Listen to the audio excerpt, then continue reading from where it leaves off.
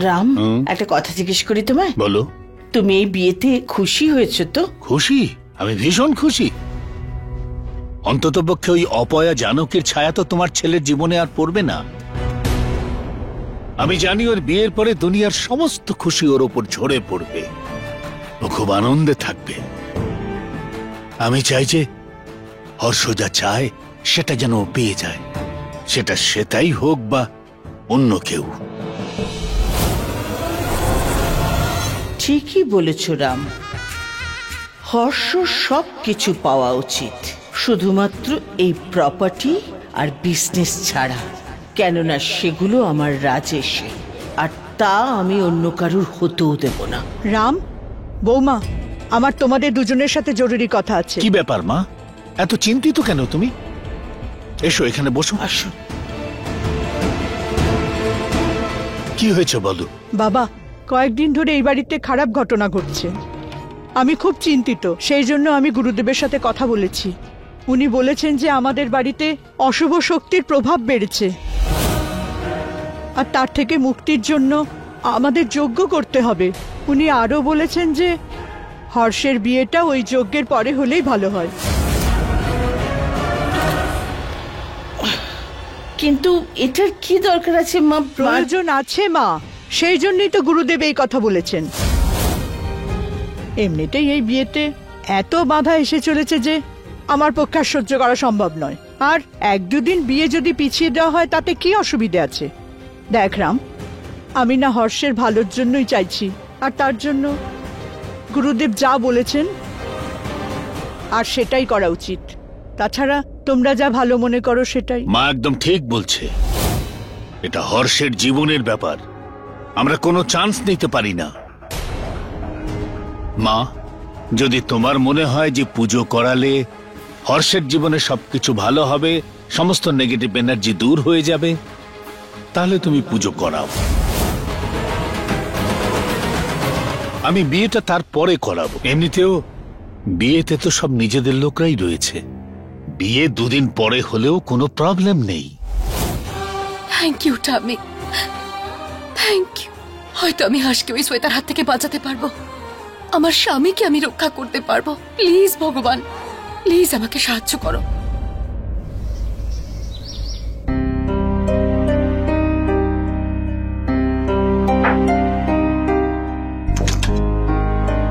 জানকী, এসো।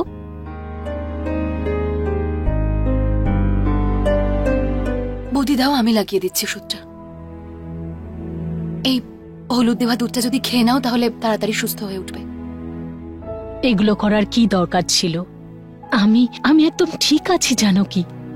ঠিক আছো তুমি? দেখে তো মনে হচ্ছে না তুমি ঠিক আছো। তোমার এই মিথ্যে হাসিটা তোমার জীবনের সব সত্যি বলে দিচ্ছে। তোমার চোখে আমি দেখতে পাচ্ছি যে তুমি কতটা সুস্থ। আমি তো শুধু দুঃখ এই জন্য পাচ্ছি যে তুমি এতদিন ধরে কষ্টে আছো, মিথ্যে হাসি দিয়ে সবকিছু ঢেকে রেখেছো, অথচ আমি বুঝতে পর্যন্ত পারলাম না। আই এম সরি বৌদি। জানো জানকী, প্রত্যেকটা মানুষের এমন কিছু কষ্ট থাকে যেটা কারোর সঙ্গে ভাগ করতে পারে না, সব সময় লুকিয়ে রাখে। ব্যাস, আমিও তেমন একটা কষ্ট লুকিয়ে রেখেছি, আর সবকিছু সহ্য করে গেল। কিন্তু বৌদি, তুমি আর কিচ্ছু সহ্য করবে না। কথায় বলে না, সব কষ্টেরই ওষুধ আছে। তাই তোমার কষ্ট দূর করার পথও আমি খুঁজে পেয়ে গেছি। না, তুমি বুঝতে পারছো না জানকী। তুমি যেই রাস্তা দিয়ে আমাকে যেতে বলছো সেটা আমি করতে পারবো না। তুমি যাই বলো না কেন, আমার সম্পর্কে যাই ভাবো না কেন, আমি ওই পথে যেতে পারবো না। এত বছরের বিবাহিত সম্পর্ক, রাজেশ, বাচ্চারা, না, আমি ওদেরকে ছেড়ে যেতে পারবো না। বৌদি, কে বলেছে তোমাকে সবকিছু ছেড়ে যেতে? তোমাকে রাজেশ দাদা বা তোমার বাচ্চাদের ছেড়ে কোথাও যেতে হবে না। আমি শুধু এইটুকু বলার চেষ্টা করছি যে তোমাকে এবার স্ট্যান্ড নিতে হবে, একটু শক্ত হতে হবে। এবার তোমাকে রাজেশ দাদার এগেইনস্টে দাঁড়াতে হবে। হ্যাঁ বৌদি, তোমাকে বুঝিয়ে দিতে হবে যে তুমি আর অত্যাচার সহ্য করবে না। ঢিল মারলে পাটকেল খেতে হবে, এটাই একমাত্র সলিউশন। একবার যদি তুমি সাহস করতে পারো না বৌদি, আই এম টেলিং ইউ, ও আর সাহস করতে পারবে না তোমার গায়ে হাত তোলার। আর তুমি কিসের ভয় পাচ্ছ? আমি আছি তোমার পাশে। You know I am always there for support you. জানি জানো কি, তুমি ঠাম্মা শেখর তোমরা পাশে আছো বলেই তো হয়তো এখনো বেঁচে আছি, না হলে কবেই। কি বলছো? যাক, আমাকে নিয়ে ভাবা ছাড়ো। তুমি আগে বলো, হর্ষের বিয়ে হয়ে যাবে, তুমি কিছু ভেবেছো? হ্যাঁ, কিভাবে দেখবে তোমার বর অন্য কোনো মেয়েকে বিয়ে করছে? এসব কিছু ঘটবেই না বৌদি। মানে? ঈশ্বর আমাকে আরো একটা সুযোগ দিয়েছে। হর্ষের বিয়েটা পোস্টপন্ড হয়ে গেছে। কিন্তু কিন্তু এগুলো কি করে হলো? ব্যাস হয়ে গেছে বৌদি। তোমাদের সবার আশীর্বাদ আছে যে আমার উপর। কিন্তু জানো কি, দুদিনে কি হবে? বৌদি, হাওয়ার গতি পরিবর্তনের শুধুমাত্র একটা মুহূর্তের প্রয়োজন হয়। আমার কাছে তো তাও 2 দিন আছে। এবার তুমি দেখে নিও বৌদি, হর্ষ আর শ্বেতার বিয়েটা আমি হতে দেব না। আর এই 2 দিনে আমি সব কিছু বদলে দেব।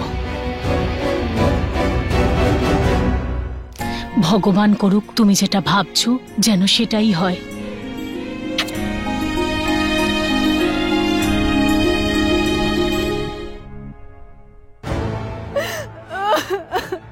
সেটা এতে কাঁদার কি আছে? একটা সামান্য বিষয়ে তুমি কেন এত ওভার রিঅ্যাক্ট করছো বলো তো সেটা? Overreact Harsh, overreact করছি আমি। তাহলে তাছাড়া আর কি করছো আজকে তুমি? আমার বিয়ে হর্ষ। 5 বছর ধরে যে মেয়েটা এই দিনটার অপেক্ষা করেছে, এই সময় তুমি ওর সাথে খেলাটা খেলতে পারলে? ওরা তোমাকে আমার থেকে কেড়ে নিতে চাইছে হর্ষ। কে ছিনিয়ে নেবে তোমাকে আমার থেকে? এরা তো আমার পরিবার। তোমার কি হয়েছে সেটা আমি তো বুঝতে পারছি না। কে কে ছিনিয়ে নিচ্ছে? 2 দিন বিয়েতে লেট হচ্ছে, দ্যাটস ইট। এতে কি হয়ে গেল? তোমার হয়তো কিছু যায় আসে না, কিন্তু আমার যায় আসে। 1 সেকেন্ডে না আমি তোমাকে 5 বছরে কোমায় যেতে দেখেছি। আর ওই 1 মুহূর্তের জন্য আমার ওপর কি গেছে তুমি জানো না। যদি 1 মুহূর্তে এরকম হতে পারে তাহলে 2 দিনে কি কি হতে পারে বলো Harsh. Calm down, calm down, don't overreact. যেটা হওয়ার ছিল সেটা হয়ে গেছে, হয়ে গেছে, ওটা মিটে গেছে, তো আর কিছু হবে না। আর তুমি একবার আমার দিক থেকে কেন ভাবার চেষ্টা করছো না সেটা? এতে আমার কি দোষ? তুমি না যাই বলো, আমি জানি আমার সাথে যেটা হচ্ছে সেটা ঠিক হচ্ছে না হর্ষ। আর এর জন্য তুমিও দায়ী। তুমি ঠাকুমাকে কেন জিজ্ঞেস করলে না উনি বিয়েটা কেন পোস্টপোন করছেন? তুমি তো জানো বলো আমি তোমাকে ছাড়া থাকতে পারি না। ইউ নো না Harsh, but I feel for you. Harsh, আমার ঠিক মনে হচ্ছে না। যখন থেকে আমাদের বিয়ে ঠিক হয়েছে কিছু না কিছু নাটক হয়েই চলেছে। প্রথমে তোমাকে মারার চেষ্টা করা হলো, আমাদের সম্পর্ক ভাঙার চেষ্টা করা হলো, আমাদের বিয়ে আটকানোর চেষ্টা করা হলো। প্রতিদিন আমাকে অপমান করার চেষ্টা করা হচ্ছে। গায়ে হলুদ ঠিকভাবে হচ্ছে না, এনগেজমেন্ট নষ্ট করা হচ্ছে। তুমি বলো হর্ষ, তোমার মনে এর জন্য কোনো অনুতাপ নেই? আমাকে পরিষ্কার করে বল হর্ষ, সত্যি করে বলো, নইলে কিন্তু আমি সুইসাইড করে নেব।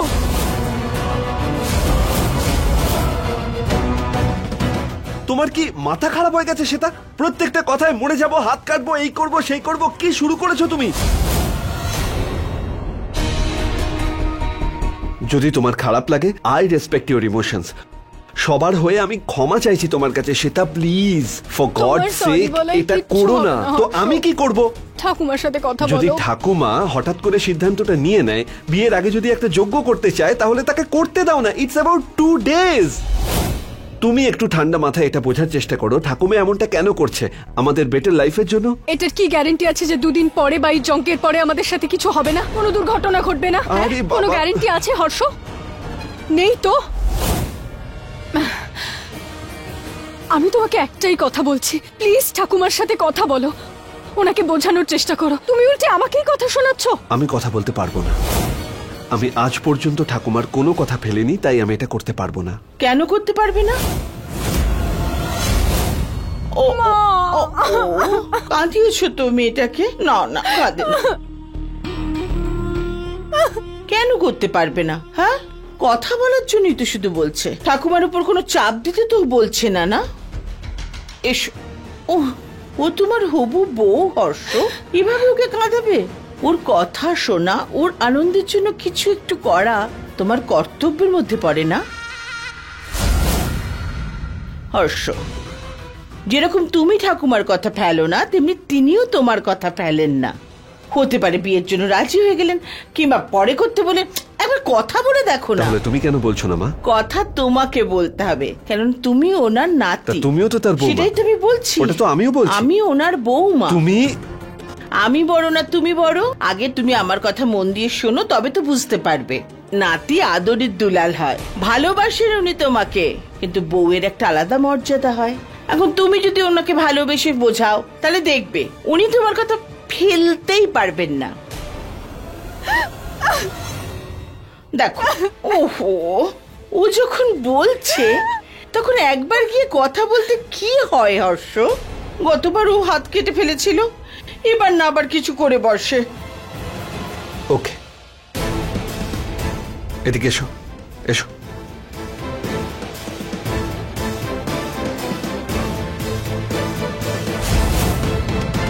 Try to understand. যদি বিয়ের জন্য আমি হ্যাঁ বলে থাকি, তাহলে আমিও বিয়েটা করতে চাই। আমি ব্যাক আউট করব না। যদি ঠাকুমার সম্মান রাখতে হয়, তাহলে কি হবে? বিয়ে করতে চাইছো না হর্ষ? এর চেয়ে বড় কথা আর কি হতে পারে? ব্যাস ঠাকুমাকে গিয়ে কথাটা বলে দাও। প্লিজ হর্ষ, ব্যাস এতটুকুই তো।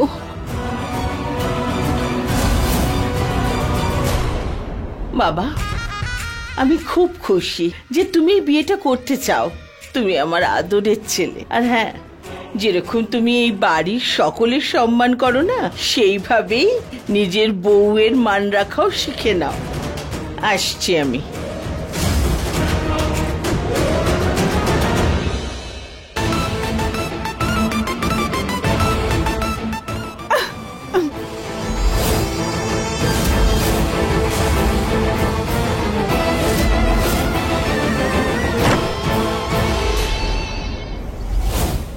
এতটা সময় কেটে গেল, মেয়েটাকে নিয়ে নিতিন এখনো কেন এলো না বুঝতে পারছি না। দেখো, আমার কথা শোনো, ওকে ওখানেই থাকতে দাও, চা খাও। তোমার পরামর্শের আমার দরকার নেই, শুধু এইটুকু চাই যে জানকী যেন এখানে ঠিকঠাক করে পৌঁছয়।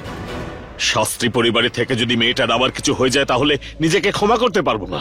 একটা কথা বলো তো, জানকী যদি নিজের ইচ্ছেই ওই বাড়িতে থাকতে চায় তো? আর ওটা তো ওরও বাড়ি। ওটা ওর বাড়ি নয়, এইটা হলো ওর বাড়ি। সব সময় আমি চাইতাম যে জানকী এখানে থাকুক, কিন্তু তুমি আসতে দিতে না। ভাবতে ওখানেই থাকুক মেয়েটা, সেও বাঁচুক বা মরুক, তাতে তোমার কিছু এসে যায় না। আমি জানতাম শেষ মেশ তুমি ঘুরে ফিরে সমস্ত দোষ আমার মাথায়। অনেক বলেছ আশা, এবার আমি কিন্তু কিছু করে ফেলবো। বাবা। নিতিন, কি রে নিতিন? আরে একা তুই? কি হচ্ছে বাবা? জানকী কোথায়? বাবা, আমি দিদির জন্য দিদির শ্বশুর বাড়ি গেছিলাম, সেই বাড়িতে যেই বাড়িতে কোনোদিন আমরা যেতে চাই। গার্ডের সাথে কথা বলার পর আমি জানতে পারলাম যে দি বিয়ের আয়োজনে ব্যস্ত রয়েছে। আমি মন্দিরেও যেতে পারিনি, আর দিদির নতুন কোনো নাটকও দেখতে চাইনি। বাবা, আমি ঠিক করেছি না? আমার মনে হয় না দি এই বাড়িতে ফিরে আসতে চায়, সেই জন্য আমি একাই ফিরে এসেছি। তোর কি মাথা খারাপ হয়েছে? মেয়েটার সঙ্গে দেখা করলি না, কথা বলবারও চেষ্টা করলি না? তোর কাছে আমি এটা আশা করিনি। ঠিকই তো বলছে, হর্ষ নিজের প্রাণ বাজি রেখে জানকীকে বাঁচিয়েছে। হতে পারে জানকী হর্ষর মন জিতে নিয়েছে। আমি জানি এটা। জানকী আর হর্ষের একটা অটুট সম্পর্ক আছে, প্রেম বন্ধনের সম্পর্ক। কিন্তু জানকী না এই বন্ধন থেকে কখনো প্রেম পেয়েছে, না কোনো সুখ পেয়েছে। এই বন্ধন আর ওই শাস্ত্রী পরিবার থেকে যেটুকু পেয়েছেও, তা শুধু ঠকানো। হে ভগবান, জানকীর কথায় আমি এই সিদ্ধান্ত নিতে বাধ্য হয়েছি, কিন্তু রাম যখন জানতে পারবে কি হবে কে জানে। আমি তো শুধু এইটুকু চাই ভগবান, এই কদিনের মধ্যে হর্ষ আর জানকী ওরা দুজন এক হয়ে যায়। তুমি দয়া করে কৃপা করো ভগবান। ঠাকুমা, কি তুমি একা একা বসে ভগবানের সঙ্গে কথা বলে যাচ্ছ?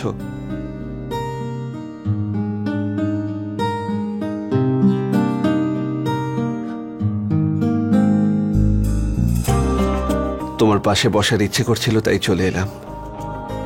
ছোট্ট থেকে চিনি তোকে, আমি জানি তুই এখানে কেন এসেছিস, আর এটাও জানি যে তুই কার কথা এসেছিস। সেটা তোকে পাঠিয়েছে না? রাগ করেছিস? তুমি তো এটা ভালো করে জানো আমি তোমার মুখের ওপর কথা বলি না। আর না কখনো বলবো। তুমি যেটা ভালো মনে করেছো তুমি সেটাই করেছো ঠাকুমা। আমিও বাধ্য। কাকে বোঝাবো আমি? এটাই আমার শেষ সুযোগ বাবা, কিসের শেষ সুযোগ? এটাই আমার শেষ সুযোগ বাবা। কিসের শেষ সুযোগ? এর মানে হলো যে এই বাড়িতে কয়েকদিন ধরে এত অশুভ শক্তি বেড়ে গেছে যে তার থেকে মুক্তি পেতে যজ্ঞ করা জরুরি, যাতে বিয়ের পর তুই আর সে তার নতুন জীবন ভালো করে শুরু করতে পারিস। আরে সেসব তো ঠিক আছে, কিন্তু তুমি কোন নেগেটিভিটির কথা বলছো? সেটাই যেটা 5 বছর ধরে তোর সাথে হয়েছে। আর যখন এই বাড়িতে একটা শুভ কাজ হতে যাচ্ছে, তো আমি চাই না বাবা কারুর খারাপ নজর তোকে আর আমাদের পুরো পরিবারে পড়ে, যাতে বিয়ের পরে তোর সাথে শ্বেতার জীবনও তো জুড়ে যাবে না। আমি এটাও তো চাই না বাবা তোর সাথে যা হয়েছে সেটা শ্বেতার উপর না পড়ে। তুই দেখিস বাবা, এই যজ্ঞের পবিত্র আগুন না তোর চারপাশের অশুভ শক্তি নষ্ট করে দেবে। যা কিছু খারাপ হচ্ছে না সব ঠিক হয়ে যাবে। আর যারা যারা যা কিছু খারাপ কাজ করেছে ওরা তার শাস্তি পেয়ে যাবে।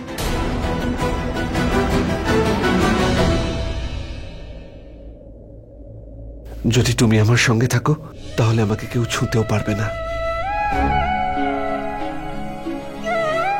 আর আমি কাউকে ছুতেও দেব না বাবা। অনেক কথা হয়ে গেছে, এবার তুমি রেস্ট নাও, ওকে? ভগবানকেও এত রাত পর্যন্ত বিরক্ত করতে হবে না।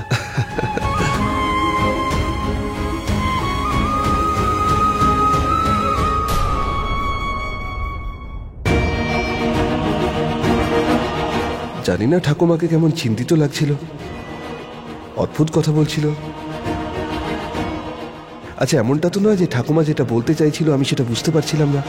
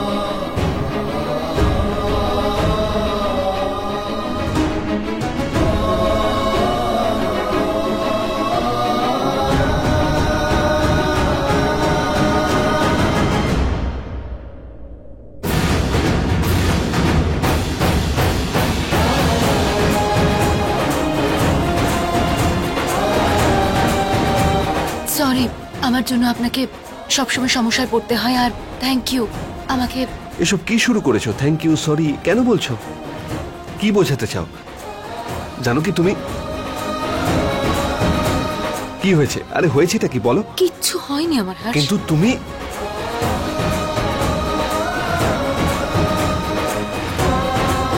জানি না এই বাড়িতে সবার কি হয়েছে, বিশেষ করে জানকীর। কখনো ভালোভাবে কথা বলে তো কখনো খারাপভাবে বলে। আর এভাবে কেন রিঅ্যাক্ট করছে?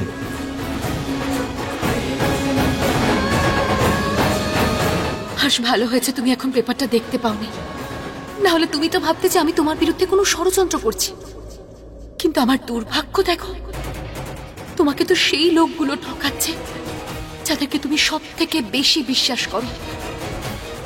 যেদিন ওই প্রপার্টি পেপারটা তোমার হাতে লাগবে না, সেদিন তোমার সব বিশ্বাস ভেঙে যাবে, খুব কষ্ট পাবে তুমি তোমার নিজের লোকের এই নোংরা সত্যিটা জানতে পেরে।